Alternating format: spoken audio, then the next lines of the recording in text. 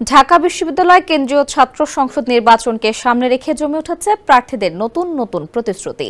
প্রার্থীদের কেউ বলছে নির্বাচিত হলে আবাসন সংকট নিরসন, প্রশাসনিক ভবনকে পেপারলেস করা, আবার কেউ বলছে নিরাপদ ক্যাম্পাস আর শিক্ষক নিয়োগকে দলীয় প্রভাব মুক্ত করার কথা। শিক্ষার্থীদের এমন বহুবিধ অঙ্গীকার করলেও ডাকসুর গঠনতন্ত্রে নির্ধারিত কাজের বিপরীতে এসব প্রতিশ্রুতির কতটা বাস্তবায়ন সম্ভব তা নিয়ে সন্দিহান অনেক শিক্ষার্থী।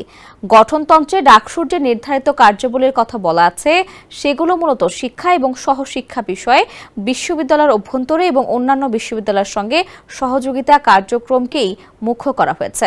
তবে সাবেক ডাকসু নেতারা বলছেন গঠনতন্ত্রে সীমাবদ্ধতা থাকলেও প্রার্থীরা সমস্যাগুলো তুলে ধরেছে।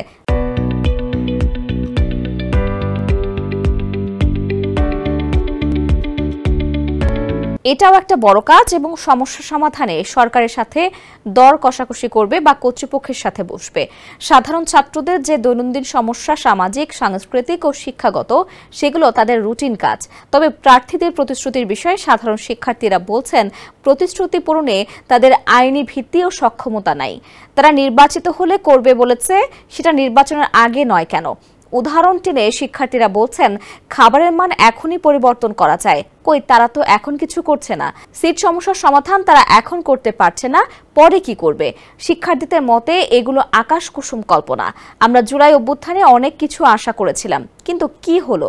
আমাদের পছন্দের মানুষরাও ক্ষমতায় যাওয়ার পর কি করেছে?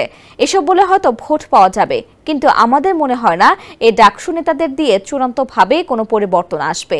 এবার ডাকসু নির্বাচনের প্রস্তুতি নিচ্ছে ঢাকা বিশ্ববিদ্যালয় কর্তৃপক্ষ। কেন্দ্রীয় সংসদের পাশাপাশি 18টি হল সংসদে নির্বাচন হবে। ডাকসুতে এবার 28 পদের বিপরীতে প্রতিদ্বন্দ্বিতায় নেমেছেন 471 জন শিক্ষার্থী।